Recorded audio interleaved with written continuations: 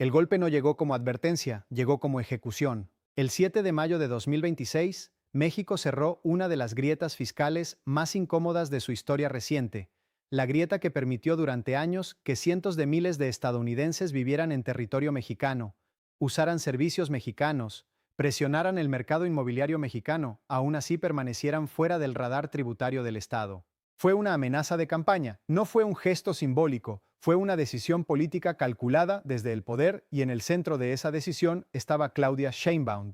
Lo que Sheinbaum activó no era simplemente un paquete de impuestos, era una operación de soberanía fiscal, una operación diseñada para enviar un mensaje directo a tres públicos al mismo tiempo: a los nómadas digitales que creían vivir en una zona gris, a los propietarios que monetizaban viviendas sin declarar y a Washington, que ahora veía a México aplicar una lógica que Estados Unidos llevaba décadas usando contra sus propios ciudadanos en el extranjero.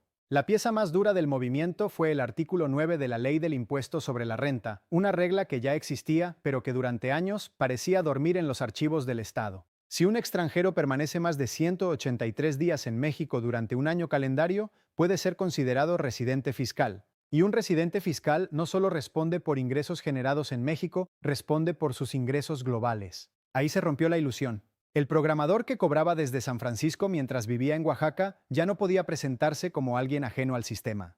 El consultor que ganaba en dólares y pagaba renta en la Roma ya no era invisible. El anfitrión que multiplicaba ingresos por Airbnb tampoco quedaba fuera del mapa. Cada pago dejaba rastro, cada transferencia podía cruzarse, cada reserva podía convertirse en evidencia. La reacción fue inmediata. Foros de expatriados en pánico, grupos privados llenos de preguntas, asesores fiscales saturados. Algunos buscaban salir del país, otros buscaban regularizarse. Muchos descubrían demasiado tarde que la comodidad de la zona gris dependía de una sola cosa: que el Estado mexicano siguiera mirando hacia otro lado. Sheinbaum decidió dejar de mirar hacia otro lado y esa decisión convirtió un problema fiscal en una batalla política mucho más grande.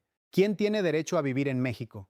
¿Bajo qué reglas? ¿Y quién paga realmente el costo de esa presencia? Para entender por qué Claudia Sheinbaum decidió ejecutar este movimiento justo ahora, hay que mirar algo más profundo que los impuestos. Hay que mirar el cambio silencioso que transformó varias ciudades mexicanas durante la última década. Porque esto no comenzó en las oficinas del SAT, comenzó en las calles. Comenzó cuando colonias enteras empezaron a cambiar de idioma, de precios y de propietarios. La Roma, la Condesa, Polanco, zonas donde durante años vivir era posible para una familia mexicana de ingresos medios, pero donde poco a poco el mercado empezó a girar hacia otra lógica, la lógica del dólar. Miles de trabajadores remotos estadounidenses descubrieron una ecuación perfecta: sueldos del norte global, costos del sur global, calidad vida out, impuestos mínimos y sobre todo un Estado mexicano que durante años no ejerció presión real sobre esa dinámica. El resultado fue explosivo. Departamentos que costaban 8,000 pesos pasaron a valer 20,000 o más. Cafeterías tradicionales desaparecieron. Tiendas locales fueron reemplazadas por negocios orientados a extranjeros. Incluso el idioma comenzó a desplazarse en ciertas zonas. Para muchos mexicanos, el problema dejó de sentirse económico, empezó a sentirse territorial y ahí apareció el riesgo político para Sheinbaum, porque las protestas contra la gentrificación ya no eran discusiones académicas. En 2025 comenzaron manifestaciones visibles en Ciudad de México, vecinos denunciando desplazamiento, jóvenes incapaces de rentar en las colonias donde crecieron, familias obligadas a mudarse cada vez más lejos del centro urbano. La presión social crecía, pero Sheinbaum entendió algo importante. Si respondía únicamente con discursos nacionalistas, el conflicto podía volverse internacional.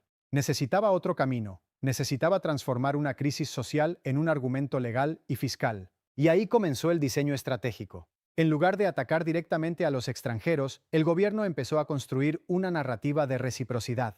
La lógica era simple: cualquier persona que vive de forma permanente en México debe contribuir como cualquier mexicano. No importaba si era mexicano o estadounidense, lo importante era la residencia efectiva y el uso constante de infraestructura nacional. Ese detalle era clave porque le permitía a Shaba evitar acusaciones de xenofobia mientras endurecía las reglas al máximo. No estaba prohibiendo la llegada de extranjeros, estaba eliminando privilegios fiscales informales que habían sobrevivido por negligencia institucional. Y mientras el debate público se concentraba en Airbnb y los nómadas digitales, Hacienda avanzaba silenciosamente en algo mucho más grande: la digitalización completa del rastreo tributario. Ese fue el verdadero cambio de fondo. Durante años, gran parte de la economía informal relacionada con extranjeros operó porque el Estado simplemente no tenía capacidad técnica suficiente para seguir millones de movimientos financieros pequeños. Pero la economía digital cambió eso. Transferencias internacionales, plataformas de renta, pagos electrónicos, reservas digitales, todo empezó a dejar huellas automatizadas. El SAT ya no necesitaba inspectores puerta por puerta, necesitaba acceso a datos, y según múltiples reportes dentro del propio gobierno, la coordinación entre Hacienda, plataformas digitales y sistemas bancarios se volvió mucho más agresiva desde finales de 2025. Ahí fue cuando Claudia Sheinbaum dejó de reaccionar políticamente y comenzó a operar estratégicamente porque el objetivo ya no era solo recaudar dinero, era recuperar control. Control sobre vivienda, control sobre presión urbana, control sobre la narrativa política y sobre todo control sobre la idea de que México podía seguir funcionando como un refugio barato para capital extranjero sin exigir integración fiscal real. La Copa Mundial de 2026 aceleró todavía más esa urgencia. Con millones de visitantes proyectados y propietarios cancelando contratos tradicionales para migrar a rentas temporales, el gobierno entendió que el mercado inmobiliario podía entrar en una nueva fase de especulación extrema, y si eso ocurría, el costo político caería directamente sobre Sheinbaum. Por eso la presidenta decidió adelantarse. No esperó a que el problema explotara completamente. No esperó a que Washington reaccionara. No esperó a que el mercado se ajustara solo. Movió primero y cuando el nuevo cerco fiscal comenzó a activarse, miles de personas descubrieron que México ya no estaba dispuesto a tolerar el viejo modelo invisible que durante años benefició a quienes llegaban con dólares mientras los costos sociales recaían sobre los mexicanos. Pero el verdadero conflicto apenas estaba comenzando porque la respuesta internacional empezó a revelar tensiones mucho más peligrosas de lo que parecía al principio. La reacción fue casi instantánea. En menos de 48 horas, grupos de expatriados estadounidenses comenzaron a llenarse de mensajes de alarma, capturas de pantalla del SAT, consultas legales desesperadas, personas preguntando si debían abandonar México antes de cruzar oficialmente el límite de residencia fiscal. Lo que durante años había parecido una comodidad permanente, de pronto se convirtió en incertidumbre y Claudia Sheinbaum sabía exactamente que eso iba a pasar. Porque el objetivo nunca fue solo recaudar impuestos, el verdadero objetivo era romper la sensación de inmunidad.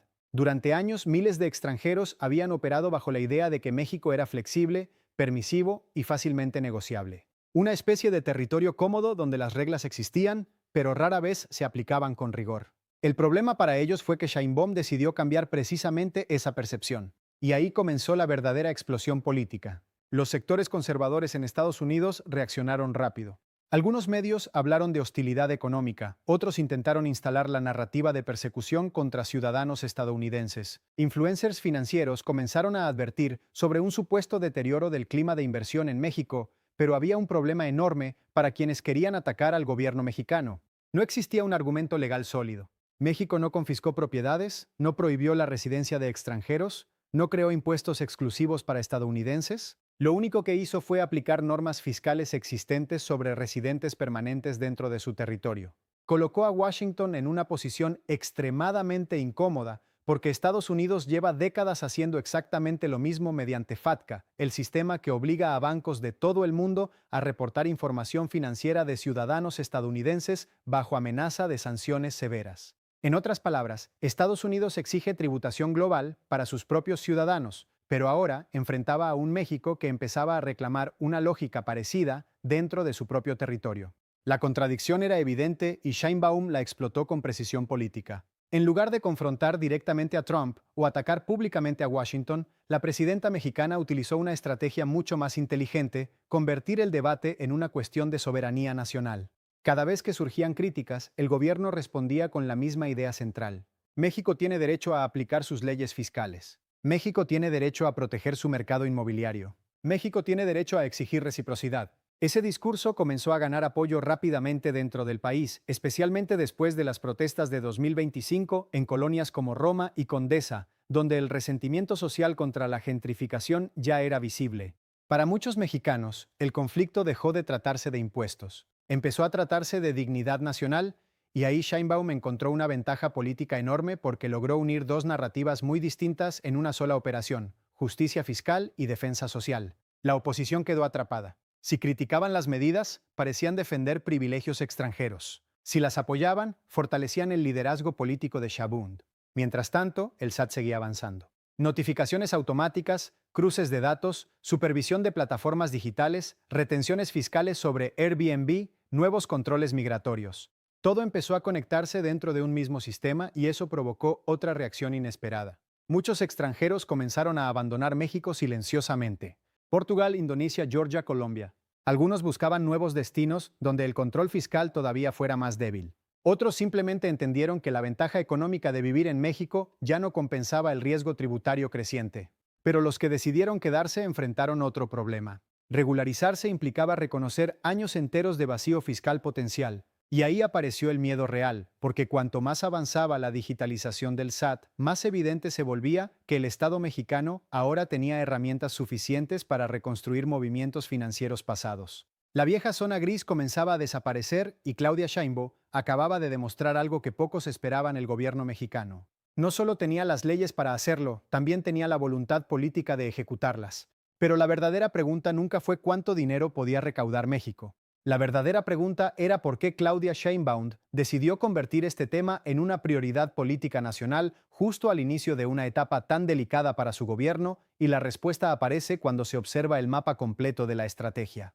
Porque esto nunca fue únicamente una ofensiva contra evasión fiscal. Fue una operación diseñada para reorganizar relaciones de poder dentro de México. Al mismo tiempo, redefinir la posición del país frente al capital extranjero. Sheinbaum entendió algo que muchos gobiernos anteriores evitaron reconocer: el problema. Ya no era turístico, era estructural.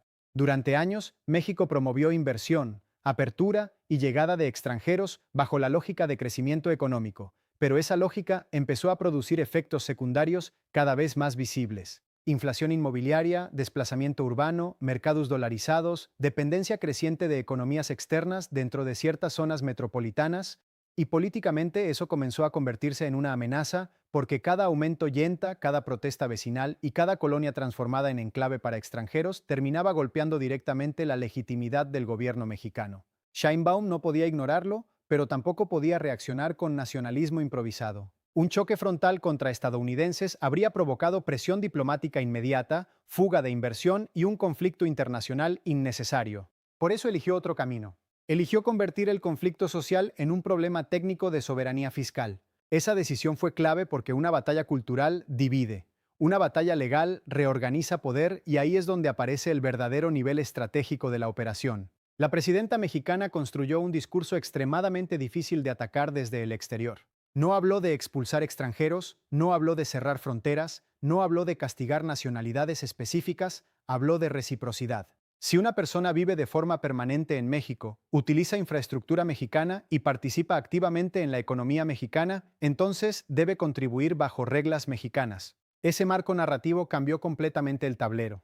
De pronto, cualquier crítica internacional podía interpretarse como defensa de privilegios fiscales, y cualquier intento de presión estadounidense chocaba contra una contradicción gigantesca. Washington lleva décadas aplicando exactamente el mismo principio a escala global mediante FATCA y otras herramientas tributarias. Sheinbaum utilizó esa contradicción como escudo político, y mientras el debate mediático explotaba, Hacienda avanzaba silenciosamente en algo todavía más importante: consolidar la capacidad tecnológica del SAT. Ese punto es fundamental porque durante años el Estado mexicano tenía leyes suficientes para fiscalizar residentes extranjeros, pero carecía de capacidad operativa para hacerlo masivamente. La economía digital cambió por completo esa ecuación. Cada plataforma genera datos. Cada pago deja registro.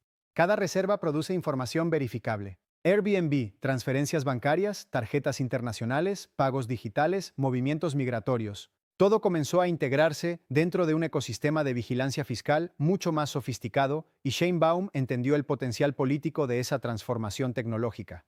Porque un gobierno que controla información financiera controla capacidad de presión. Ahí aparece otra dimensión de la estrategia. La ofensiva fiscal también sirve para fortalecer autoridad estatal en un momento donde muchos gobiernos del mundo están perdiendo capacidad de regulación frente a plataformas digitales y flujos económicos globalizados. México decidió enviar un mensaje completamente distinto. Las plataformas operan bajo reglas mexicanas. Los residentes tributan bajo leyes mexicanas y el Estado conserva la última palabra dentro de su territorio. Ese mensaje no estaba dirigido solamente a expatriados, también estaba dirigido a empresas tecnológicas, fondos inmobiliarios y actores financieros que durante años aprovecharon vacíos regulatorios en América Latina. Por eso la medida tiene implicaciones regionales enormes. Colombia enfrenta presiones similares en Medellín. Costa Rica vive tensiones inmobiliarias vinculadas al turismo remoto. Argentina observa procesos parecidos en ciertas zonas urbanas. Uruguay también. Todos miran lo que está haciendo México. Porque si el modelo Shinebound funciona, podría convertirse en plantilla regional. Y ahí aparece el componente más delicado de toda la operación, el precedente. Una vez que un país demuestra que puede fiscalizar efectivamente residentes extranjeros digitales, otros gobiernos empiezan a considerar medidas similares, no por ideología, por necesidad fiscal y presión social. Eso multiplica el impacto político del movimiento mexicano. Pero Sheinbaum también calculó otro factor decisivo, el momento internacional. Donald Trump regresó al poder impulsando otra vez el discurso de nacionalismo económico y defensa agresiva de intereses estadounidenses. Y Sheinbaum utilizó exactamente ese contexto para blindarse políticamente. La lógica era brillante. Si Washington defendía su derecho a priorizar intereses nacionales, México podía hacer exactamente lo mismo. Si Estados Unidos exigía control fiscal global para proteger su economía, México podía exigir control fiscal interno para proteger la suya. America First encontró una respuesta inesperada a México primero, y por eso Washington quedó atrapado, porque atacar duramente a Chava significaba admitir una doble moral imposible de sostener públicamente. Mientras tanto, dentro de México, la presidenta consolidaba otra ventaja crucial: proyectarse como una líder capaz de enfrentar presiones externas sin romper relaciones internacionales. Firme, pero legal; dura, pero técnicamente respaldada. Y en política, esa combinación suele ser extremadamente poderosa, especialmente cuando millones de ciudadanos sienten que alguien finalmente está interviniendo en un problema que llevaba años creciendo frente a todos. Pero toda operación política tiene consecuencias, y cuanto más avanzaba el nuevo cerco fiscal impulsado por Claudia Sheinbaum, más claro quedaba que México estaba entrando en una etapa completamente distinta de relación con el capital extranjero y con la economía digital global, porque el impacto ya no se limitaba a los nómadas digitales. El mercado inmobiliario comenzó a reaccionar casi de inmediato. En varias zonas de Ciudad de México aparecieron señales contradictorias. Algunos propietarios aceleraron la migración hacia rentas temporales antes de nuevas regulaciones. Otros empezaron a retirar propiedades de Airbnb por miedo a auditorías fiscales más agresivas. Y mientras tanto, inversionistas extranjeros comenzaron a preguntarse si el país estaba entrando en una fase de mayor intervención estatal. Ese era precisamente el riesgo más delicado para Sheinbaum. Si endurecía demasiado las reglas, podía generar incertidumbre económica, pero si retrocedía, perdería autoridad política y legitimidad frente a millones de mexicanos que ya percibían la gentrificación como una amenaza directa. La presidenta eligió avanzar y lo hizo aprovechando otro factor estratégico: el Mundial de 2026. Con millones de visitantes proyectados y precios de alojamiento disparándose, el gobierno entendió que el país estaba a punto de entrar en una ola especulativa todavía más agresiva. Propietarios cancelando contratos tradicionales, familias desplazadas, plataformas digitales multiplicando ganancias, colonias completas transformadas para consumo temporal extranjero. Sheinbaum decidió actuar antes de que esa explosión alcanzara niveles inmanejables. Por eso aparecieron límites regulatorios sobre plataformas de renta corta. Por eso crecieron las restricciones sobre uso intensivo de viviendas para alquiler turístico, y por eso el gobierno comenzó a insistir públicamente en una idea central: el Mundial no podía convertirse en excusa para expulsar mexicanos de sus propias ciudades. Ese discurso conectó profundamente con sectores urbanos, especialmente jóvenes y clases medias que llevaban años sintiendo que el mercado inmobiliario se volvía cada vez más inaccesible. Y mientras la popularidad interna de la medida crecía, afuera comenzaban nuevas preocupaciones. Fondos de inversión y consultoras internacionales empezaron a observar algo importante. México estaba demostrando capacidad política para intervenir sectores vinculados a plataformas globales sin colapsar económicamente. Porque durante décadas existió la percepción de que muchos países latinoamericanos evitaban aplicar regulaciones estrictas por miedo a fuga de capital o presión diplomática. Sheinbaum estaba rompiendo parcialmente esa lógica, y ese cambio comenzó a generar imitaciones silenciosas. En Colombia aparecieron debates sobre regulación de vivienda turística. En Costa Rica crecieron propuestas para revisar obligaciones fiscales de residentes extranjeros. Incluso algunos gobiernos locales en Sudamérica comenzaron a estudiar mecanismos similares de control tributario digital. México se convertía en referencia regional, pero el conflicto más importante seguía ocurriendo dentro del propio país, porque la medida también reveló divisiones profundas entre distintos sectores económicos mexicanos. Empresarios ligados al turismo advertían riesgos para inversión extranjera. Algunos desarrolladores inmobiliarios presionaban discretamente para frenar nuevas restricciones. Plataformas tecnológicas buscaban negociar márgenes regulatorios menos agresivos. Sin embargo, Sheinbaum mantuvo la misma línea. La apertura económica seguiría existiendo, pero bajo condiciones más estrictas de contribución y control estatal. Y ahí aparece quizá el aspecto más importante de todo este episodio. La presidenta mexicana no intentó destruir la globalización digital, intentó domesticarla políticamente. Ese matiz cambia completamente la lectura del conflicto porque el objetivo no era expulsar extranjeros, el objetivo era impedir que ciertos sectores operaran por encima de las reglas nacionales simplemente porque manejaban dólares, plataformas tecnológicas o movilidad internacional. En otras palabras, Sheinbaum estaba redefiniendo el equilibrio entre hospitalidad y soberanía, y eso tiene efectos de largo plazo. Los extranjeros que decidan quedarse en México probablemente tendrán que integrarse más al sistema fiscal formal. Las plataformas enfrentarán controles más fuertes, los movimientos financieros serán cada vez más rastreables y el SAT seguirá ampliando capacidades digitales porque ahora existe respaldo político para hacerlo. La vieja zona gris empieza a desaparecer. Pero también aparece otra pregunta mucho más grande. Si México logró ejecutar este cambio sin enfrentar sanciones internacionales graves, ¿qué impide que otros países hagan exactamente lo mismo? Esa posibilidad podría transformar completamente la relación entre trabajadores remotos, plataformas digitales y estados nacionales durante los próximos años. Y Claudia Sheinbaum parece entender perfectamente el tamaño histórico de ese movimiento, porque esto ya no se trata solamente de impuestos, se trata de quién controla realmente las reglas dentro de un mundo donde el dinero y las personas pueden cruzar fronteras más rápido que las leyes. Y al final, esa es la verdadera razón por la que esta historia importa mucho más de lo que parece. Porque Claudia Sheinbaum no solo cerró una grieta fiscal, cerró una era política. Durante décadas, México convivió con una lógica silenciosa donde ciertos privilegios económicos parecían inevitables. Si llegabas con dólares, acceso internacional y capacidad de moverte entre fronteras, el sistema tendía a flexibilizarse. Las reglas existían.